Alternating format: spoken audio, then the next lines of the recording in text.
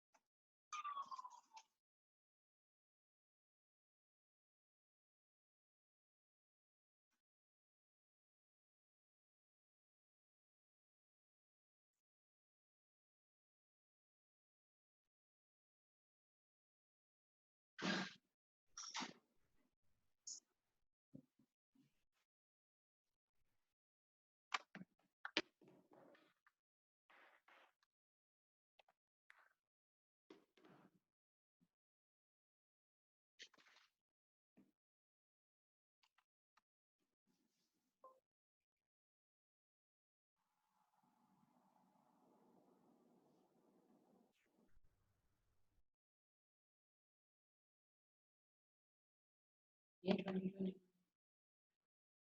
parasitology, nematodes, ये नीचे।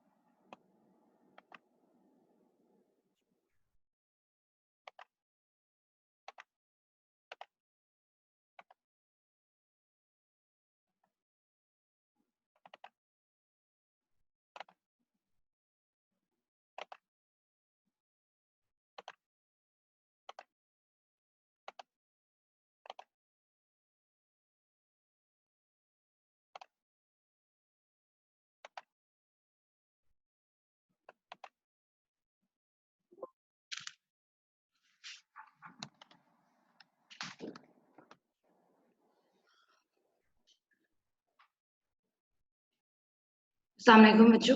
Today we will discuss nematodes. We have already started it with Dr. Aruj. As far as I guess you have finished.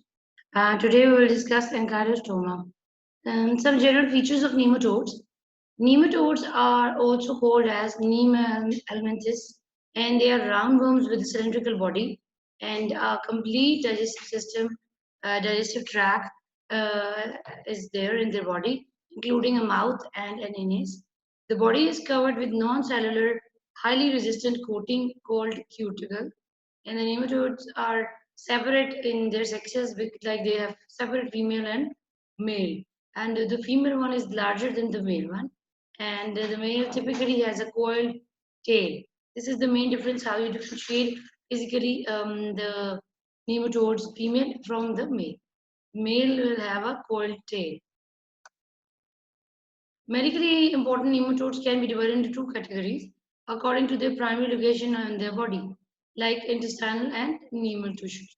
Those who are intestinal, they live in the intestinal gut, while the tissue nematodes lives in the tissue of the body of the host.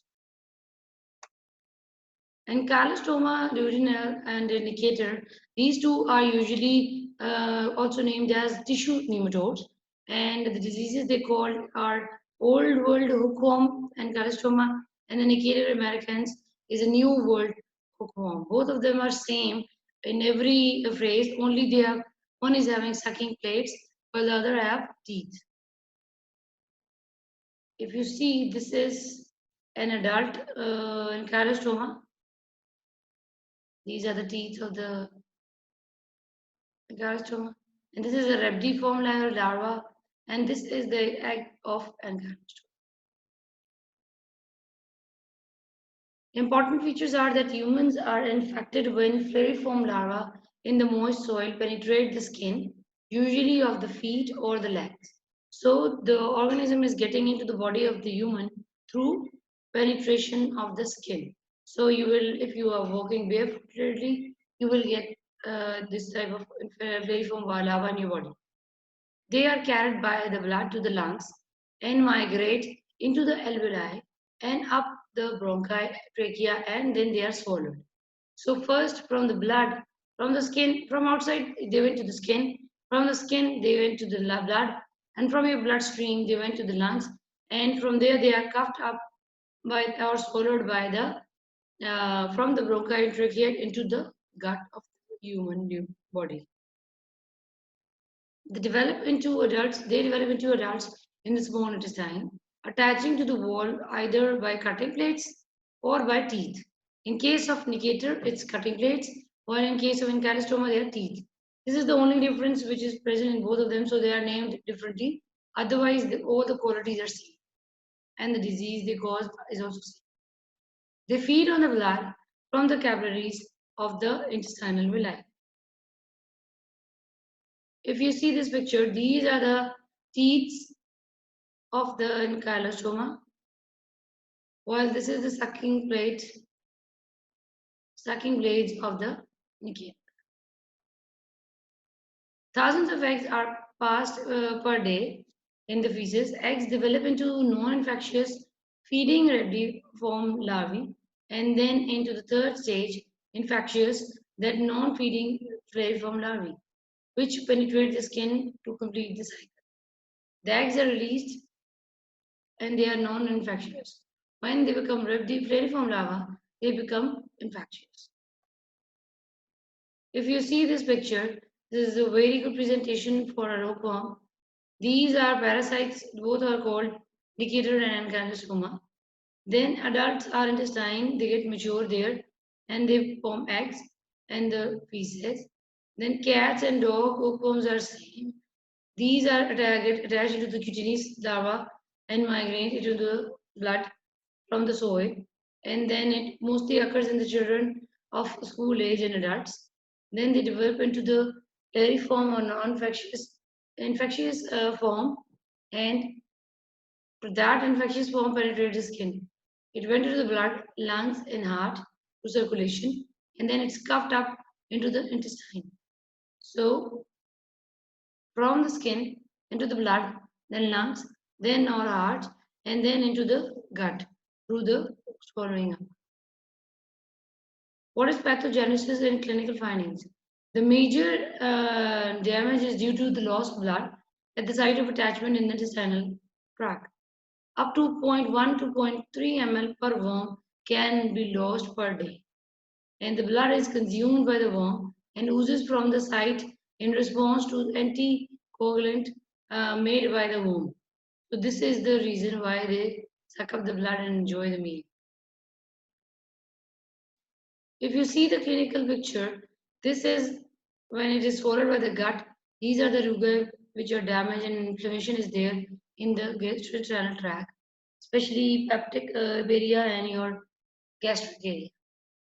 And this is how it look like when it enters into the human skin in a flare form. Vigorous and paler accompany the microcytic anemia caused by the blood loss, and these symptoms occur in the patients who nutrition is cannot be compensated for the blood loss. There is a ground itch. This is a pruritic papular vesicle that can occur at the site of entry of the larva into the skin, to where it's getting penetrated, and there at the site of the entry of the larva, the skin, the ground itch is there. It's called ground itch. Pneumonia which with eosinophilia can also be seen during the larva migration through the lungs. When the larva enter into the blood and blood get into the lungs, and from there they goes pneumonia along with the eosinophilia. Whenever there is any parasitic infection, the eosinophils are the ones who will raise in the blood. Epidemiologically, hookworm is found worldwide, especially in the tropical areas in the United States, while the Necator is endemic in the rural southern states. That's why it's called Necator americans. Walking barefooted on the soil predisposes to infection. An important public health measure was requiring children to wear shoes to school in certain areas where it's not common. How we will diagnose the How we will diagnose this worm? Diagnosis is made microscopically by observing the eggs in the stool, and the occult blood is in the frequently present, while eosinophilia is typical in the CBC. Treatment of choice is both mebendazole and parental pamoate are effective. This is the first lecture which we will have to. We just will have a quick review. You should know that the tissue nematodes and Gallostoma and Necator americans are the two important ones. Both of them are same, alike in causing disease, in getting into your body. Both are same. The only difference is that the Necator is having the Necator americans is having sucking plates, while and Gallostoma has teeth, which will get attached to the intestinal tract, and these will get into your blood through the form of the worm, and they get into penetrate into through your skin, especially in the feet, and then they get into the circulation, from where they get into the lungs or liver, lungs and heart at times, and then they went or swallowed up by the GIT tract, and they enter the digestive system where they become uh, mature, and they get attached to your gut wall by their sucking blades or teeth, and then they form eggs over there which are matured, and thousands of eggs are laid into the pieces every day, from where it gets into the soil again, and then the flare form is prepared. Now the question is, which of the two tissue organisms, tissue nematodes which we discussed today, are having teeth? You have to reply this.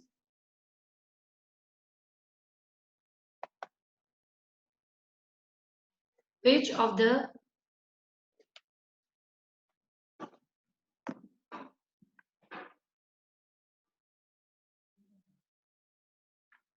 which of the following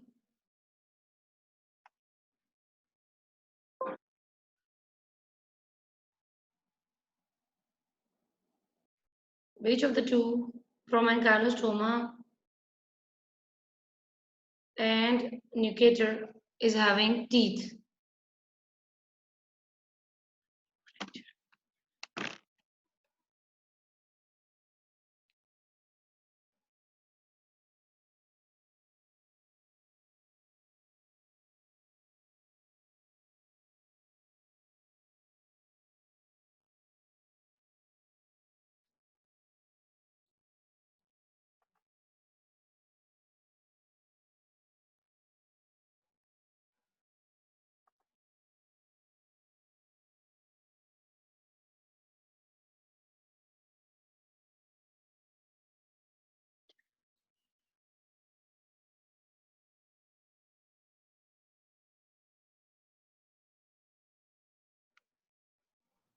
Which of the following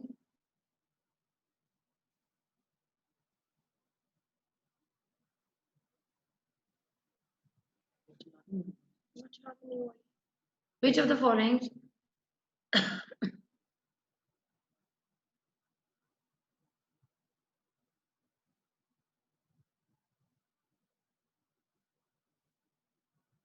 is having teeth?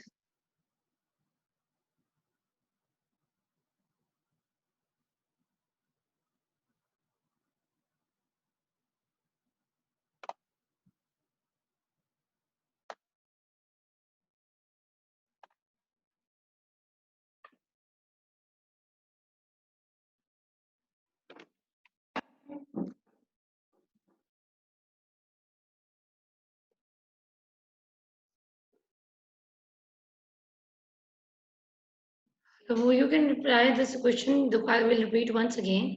The question, the intermediate question for your attendance is which of the ankylostoma or necator is having teeth? The next topic which we have to discuss today is Strongyloides sterocularis. It is also one of the tissue nematodes, and this causes strongyloidosis.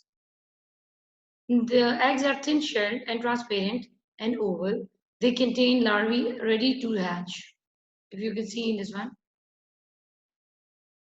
The important properties are that they have two distinct life cycles, one within the human body while the other one in the soil.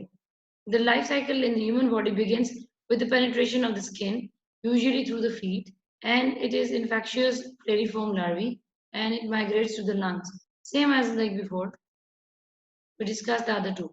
They enter the alveoli, passes up to the bronchi and trachea, then they are swallowed up.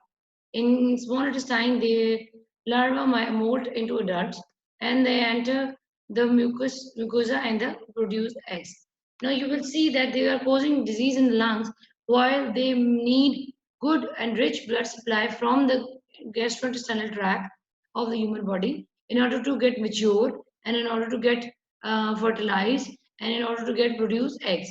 So all these functions of their cycle cannot be completed without having blood from the gastrointestinal tract of human host. The eggs usually hatch within the mucosa, forming rhabdiform larvae, and that are passed in the feces. Some larvae molt to form flary larvae, which penetrate the sternal wall directly without leaving the host and migrate to the lungs. This is called autoinfection. In the immune, what is autoinfection? If you are having again the same disease from yourself. Some larvae molt from the flariform larvae, which penetrate the intestinal tract and again get into the blood, and from there they get into the lungs. So this is called autoinfection. You are getting the parasite from yourself again and again through the gut. In immunocompetent patients, this is an infrequent, clinically unimportant event, but in T cell deficient, like AIDS or malnourished or cancer patients, it can lead to massive reinfection. So, with larvae passing to many organs and severe, sometimes fatal sequences can occur. So, this is very important point. If you are having this type of infection, we have to treat the patient if the patient is immunocompromised. Otherwise, there's a lot of blood loss because of infection. If the larvae are passed into the feces and enter the warm, moist soil, they molt through the successive stage of their form of adult male and female worms. After mating, entire life cycle of egg and larva and the adult can occur in the soil. After several pre-A cycles, radial larvae form and they contact the skin and they penetrate again and initiate the parasitic cycle infection. If you see, this is the same thing which we are discussing. Starting from the one, rhabdiform larvae in the intestines are received into the stool, either it forming reinfection or it is going to the soil where it become mature male and female and they form the egg, and from the egg rhabdiform larvae are formed. Now either these rhabdiform larvae will get into the skin or they will mature into adult male and female. So these rhabdiform larvae either cause autoinfection or will become in the soil. and again the cycle will start, getting into the circulation in the lungs and then into the gut. What is pathogenesis? Most patients are asymptomatic, especially those with a low worm burden. Adult females' worm in the wall of the small intestine can cause inflammation, resulting in the watery diarrhea.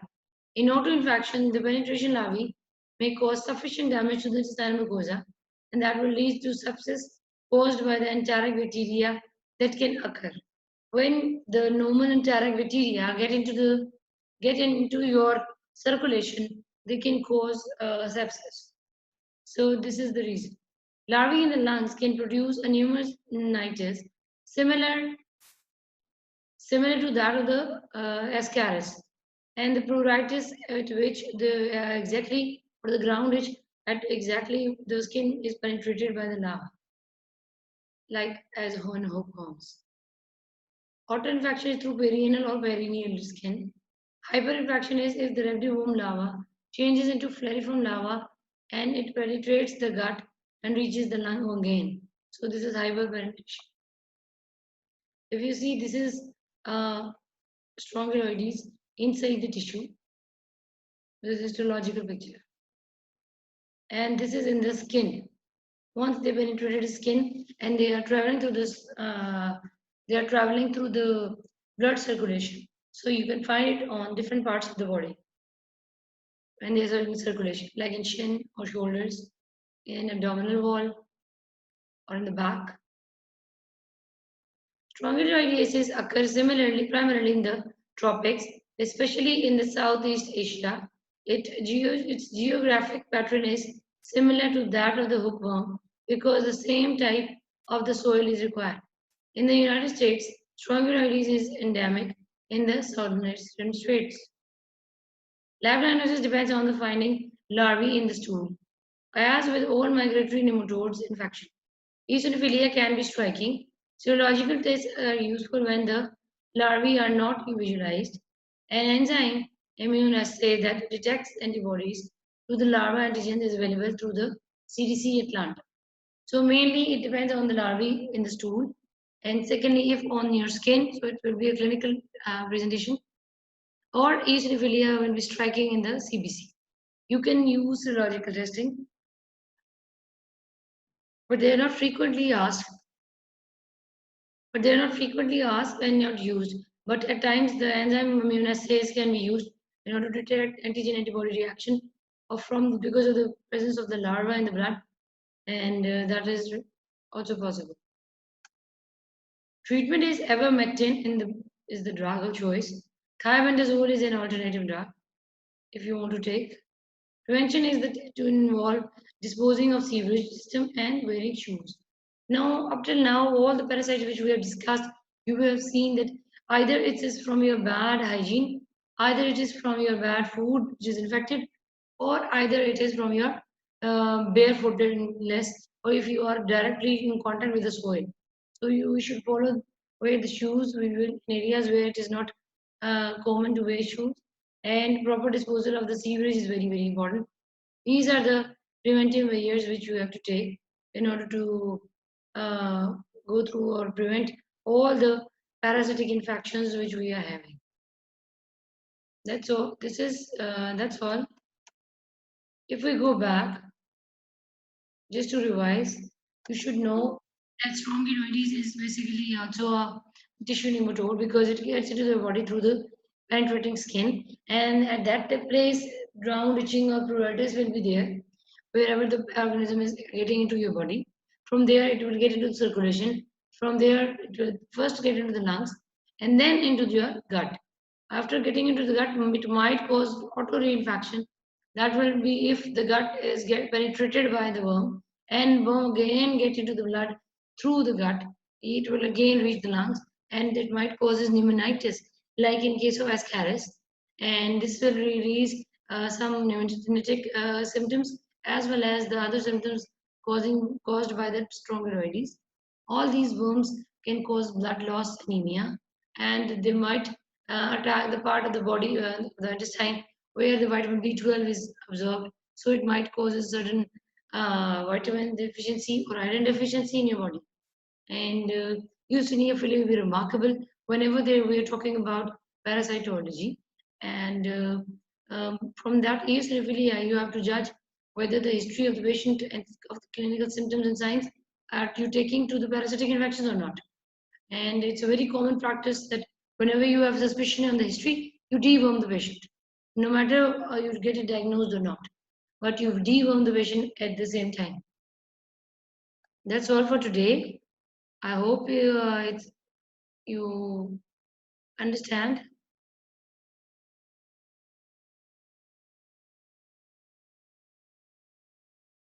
If you have any questions, you can ask.